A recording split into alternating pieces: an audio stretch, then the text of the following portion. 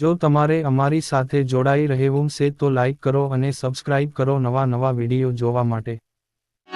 ત્યારે ભીષ્મ મનોમન કહે છે કે બીક તારી એકની જ લાગે છે, બાકી આ દુનિયામાં એવી કઈ તાકાત હતી કે ભીષ્મને હરાવી શકે? એવો ભીષ્મ ઈ કે તમે હથિયાર ન પડો એવું બને નહીં। ભીષ્મ કહે છે કૃષ્ણને, અને કૃષ્ણ બાપુ આમ પ્રતિજ્ઞા કરે છે ગમે એવું યુદ્ધ જામે ને તો હું તમારી સામે હથિયાર નહીં ઉપાડવા, તમારી સામે પ્રતિજ્ઞા કરું। અને એને પ્રતિજ્ઞા કરીને તરત જ બાપુ ભીષ્મએ પ્રતિજ્ઞા કરી કુરુક્ષેત્રના મેદાનમાં જો હથિયાર તને ન ઉપડાવું તો હું ભીષ્મ નહીં ભાઈ। અખિલ બ્રહ્માંડના માલિકની પ્રતિજ્ઞા તોડાવતો હોય ઈ સિદ્ધ પુરુષ કેવો છે? એને જો બાપુ કરમ ન છોડવું હોય તો આપણે આંકડા તો કાઢો, આપણે કેટલાના બૂસ માર્યા છે, કેટલાનું ઊભું સાર્યું છે, નહીં ભોગવવું પડે? અરે કોઈ દી ન છોડે રામ।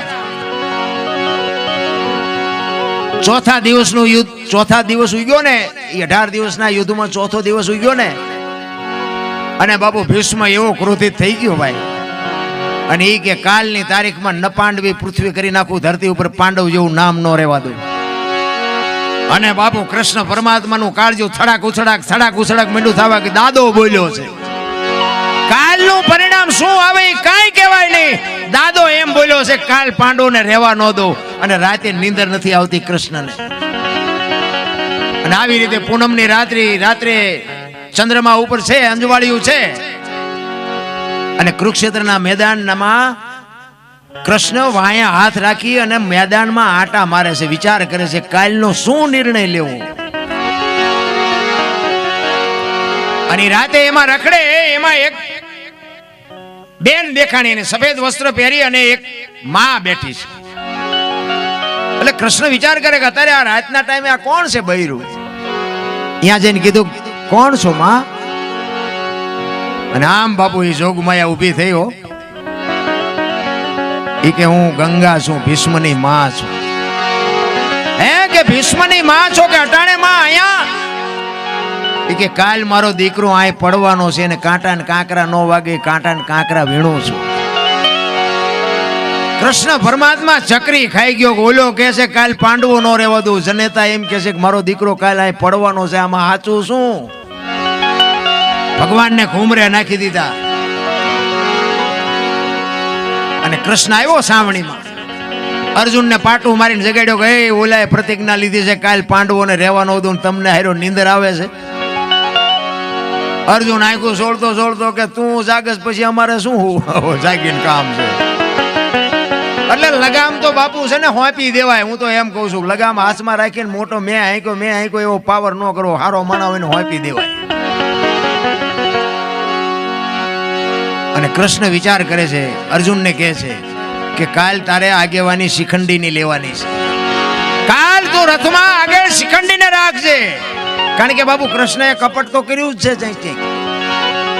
એટલે અર્જુન એમ કે છે અમે હું બંગડીઓ પહેરી છે શિખંડી, ઈ કે હું કહું એમ કરીને ભાઈ એમાં તમારા ડાળિયા નહીં આવે અહીંયા, હું કહું એમ કર નકર કાલ ભીષ્મ છે ને મેદાનમાં દડે રમે એવું કરી નાખશે, કાંઈ નહીં રહેવા દે। તું શું માનસ ભીષ્મને, તું શું માનસ? અને આ બાપુ આમ ફોરુજ નારાયણ કોર કાઢે, આમ હામાં રથ આવીને ઉભા રહ્યા। ભલે હોય ગયા ભાણ લવ તુહારા ભામણા, જેન મરણ લગમાન એ રાખજે કચ્છ પર આવું, ઉગ્યો તું હરવડ જળાલ બજો કિરણો પાથરવા, હામાં રથ આવીને ઉભા રહ્યા। અને આમ શિખંડીની આગેવાની જા જોઈને તા ભીષ્મએ હથિયાર મૂકી દીધા કે એ તમારી જાતના બાય લાવો। જો તમારે અમારી સાથે જોડાઈ રહેવું છે તો લાઈક કરો અને સબસ્ક્રાઇબ કરો નવા વિડીયો જોવા માટે। અને તમે ક્ષેત્રો નગર તમારી એવી કોઈ તાકાત નથી કે તમે ભીષ્મને હરાવી શકો। અને પછી કૃષ્ણ અર્જુનને કહે છે કે હવે માર બાણ, ઈ કે પણ હવે આમને ઈ કે માર, હું જે તને કહું એ કઈ નગર કઈ નહીં રે, આયા મારું નહીં કામમાં આવે।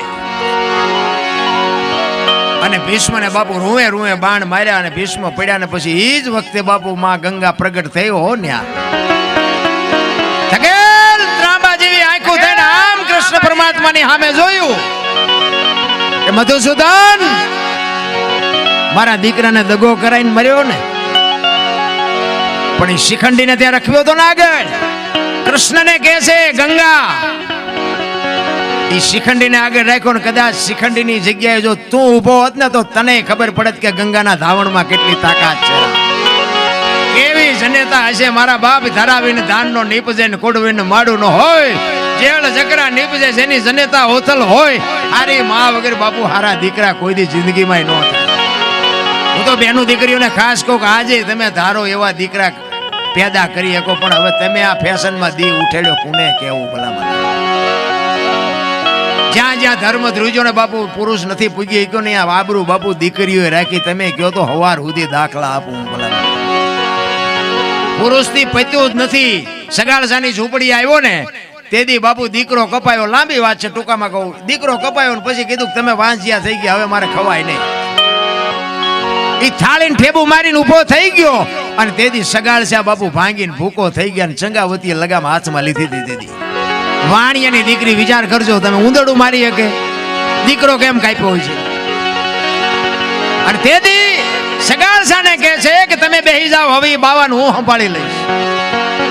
બાવા આમ હાલતો થવાની તૈયારી કરીને ઈ જોગમાયા હાથમાં કટાર લઈ હણકો કાઢી વાળ છૂટા મૂકી અને ખડકી આડી કરી ગયે બાપુ બેહી જાઓ, જમ્યા વગર નથી જવાનું. તેથી અખિલ બ્રહ્માંડનો માલિક મીડો ધ્રુજવા બાપુ કે આ જોગમાયા શું કરશે. અને વાતે સાચી છે. આ છે ને આ બધી જોગમાયા છે, બાંધી મુઠી રાખવી. નકર જો ઈ ધારે ને કે પાણી નથી ભરવું તારું કટકા કરી નાખો, નો ભરે રામ. એ હસવાય ત્યાં હાસવી લેજો. શક્તિ છે. જો તમારે અમારી સાથે જોડાઈ રહેવું છે તો લાઈક કરો અને સબસ્ક્રાઇબ કરો નવા વિડીયો જોવા માટે.